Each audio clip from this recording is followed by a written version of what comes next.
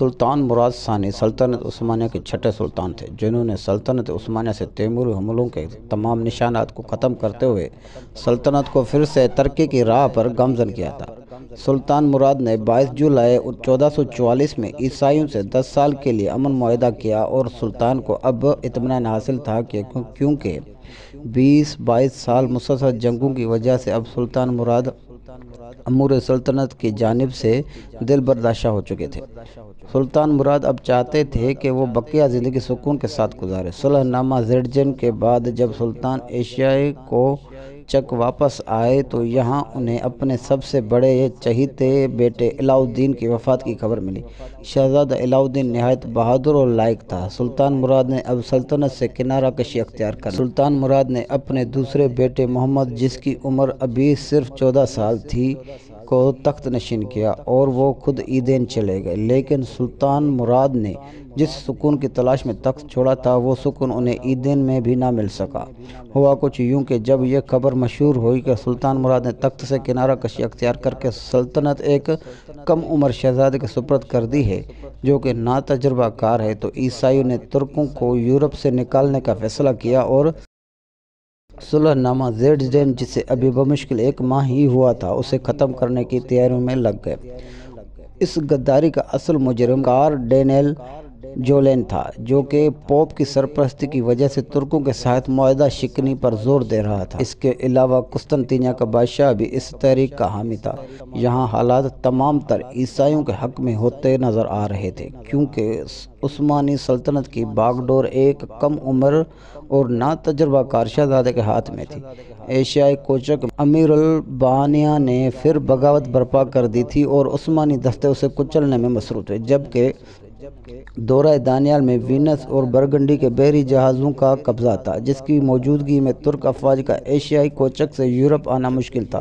یہاں ہنگری کے بادشاہ لارڈ سیلاس نے معاہدے کی خلاف ورزی سے انکار کیا، لیکن کارڈینل جولین نے اپنے مذہبی اثر و رسوخ کو استعمال کرتے ہوئے بادشاہ کو مجبور کیا۔ نیز اس نے یہ فتویٰ دے کر بادشاہ کو مطمئن کرا دیا کہ غیر عیسائیوں کے ساتھ معاہدے کی پابندی نہیں کرنی چاہیے۔ جب مجلس کے بعض ارکان نے بھی مخالفت کی تو اس نے بھری مجلس میں تقریر کرتے ہوئے کہا، کیا تم اس موقع پر ان عیسائی بھائیوں کی امیدوں کو توڑ دو گے اور اس عظیم موقع سے فائدہ نہیں اٹھاؤ گے؟ تمہارا عہد صرف خدا اور تمام عیسائی بھائیوں کے لیے ہے، نہ کہ ان قاتل ترکوں کے لیے۔ دنیا میں خدا کا نائب پاپا روم ہے، جس کی اجازت کے بغیر نہ تم کسی سے معاہدہ کر سکتے ہو اور نہ پورا کر سکتے ہو۔ پاپا روم کی طرف سے میں تمہیں اس معاہدے سے آزاد کرتا ہوں، تمہاری فوج کو برکت دیتا ہوں، شہرت اور نجات کے لیے میرے پیچھے چلو، اور اگر اب بھی تمہیں ڈر ہے تو میں اس گناہ کا وبال اپنے سر لیتا ہوں۔ ابتدا میں ہونیاڈے نے بھی اس معاہدے کی خلاف ورزی کی، لیکن جب اسے یہ لالچ دیا گیا کہ ترکوں کو شکست دینے کے بعد اسے بلغاریہ کا بادشاہ بنا دیا جائے گا تو وہ راضی ہو گیا۔ البتہ اس نے یہ اختلاف ضرور کیا کہ معاہدے کی عہد شکنی کو ستمبر تک ملتوی کر دیا جائے۔ نہیں تھا کہ وہ ترکوں سے جنگ کرنا نہیں چاہتا تھا، بلکہ یہ اسی لیے تھا کہ اتحادی اس معاہدے سے پورا فائدہ اٹھانا چاہتے تھے اور ان تمام علاقوں اور قلعوں پر قبضہ کر لیں جنہیں عثمانی ترک بری ایمانداری کے ساتھ خالی کر رہے تھے۔ یہاں انگریز مورخین لین پول ایک کڑوا سچ لکھتے ہوئے کہتا ہے کہ جس طریقے سے یہ غداری عمل میں لائی گئی، اس سے زیادہ معیوب بات یورپ کے سورماؤں اور ایک بڑے سپہ سالار کی شہرت کے لیے تصور میں بھی نہیں لائی جا سکتی کہ جب عثمانی دستوں نے پوری ایمانداری کے ساتھ قلعوں کو عیسائیوں کے حوالے کر دیا اور عیسائیوں نے صلح نامے سے پورا فائدہ اٹھا لیا، تو شاہ لارڈ لاس ہونیاڈے اور کارڈینل نے 1 ستمبر کو 20,000 کی فوج کے ساتھ عثمانی سلطنت پر حملے کے لیے روانہ ہوئے۔ ترک عیسائیوں کی اس غداری سے بالکل بے خبر تھے۔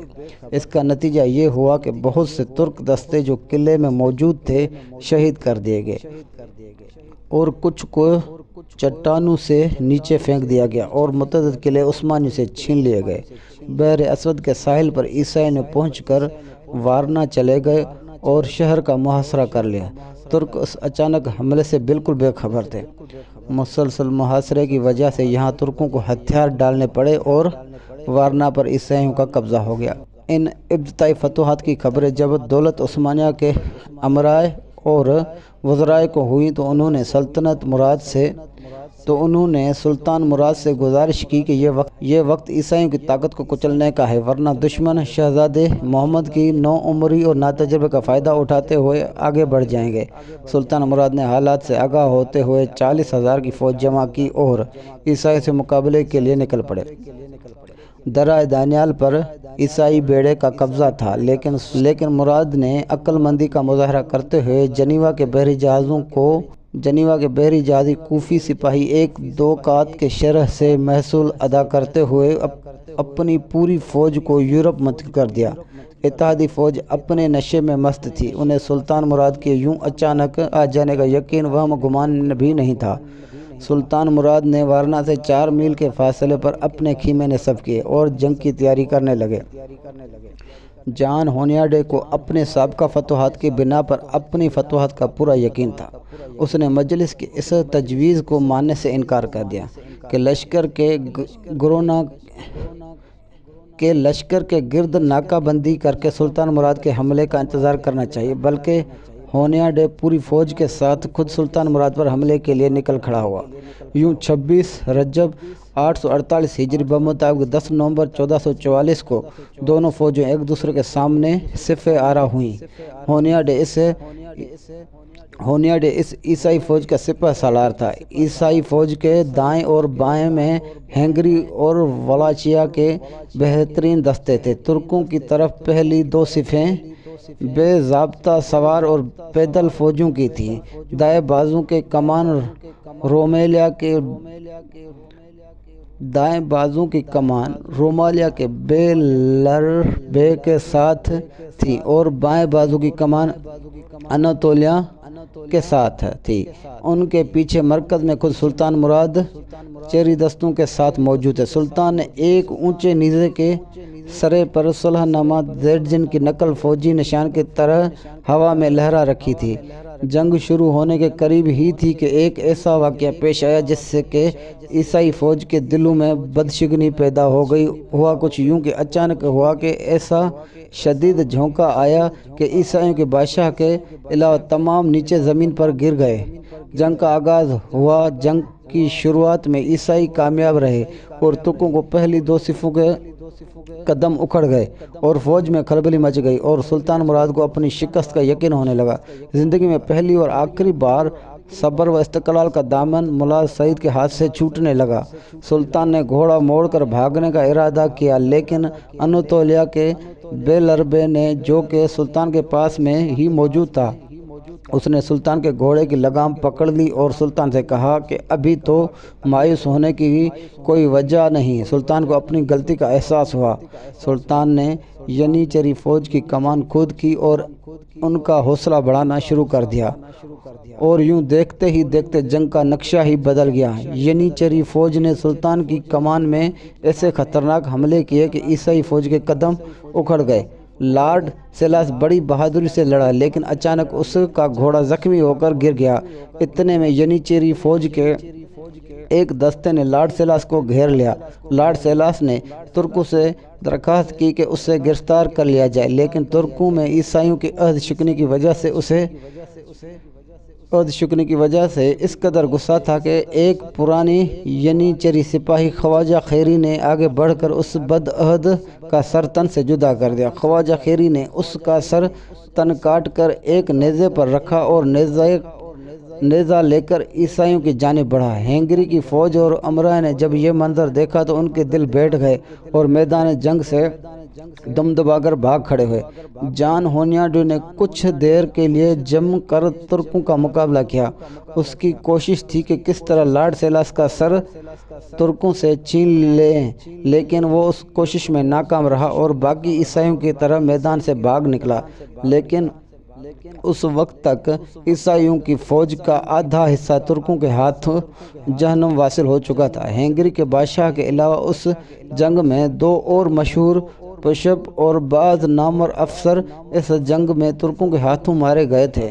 اس جنگ میں فتح کے بعد ہنگری پر ترکوں کا قبضہ فوراً تو نہ ہو سکا، لیکن اس جنگ کا یہ فائدہ ضرور ہوا کہ ترکوں نے بوسنیا اور سربیا پر مکمل قبضہ کر لیا۔ یہ دونوں ریاستیں یونان سے وابستہ تھیں اور وہ خود ترکوں کے زیر اثر آنا بھی چاہتے تھے، کیونکہ جان ہونیاڈو نے فتح کی صورت میں انہیں جبراً جلا وطنی میں داخل کرنے کی دھمکی دی تھی۔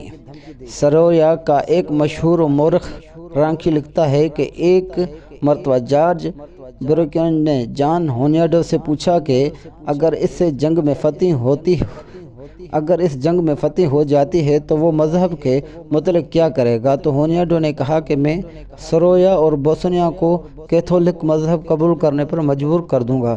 جارج نے جب یہی سوال سلطان مراد سے کیا تو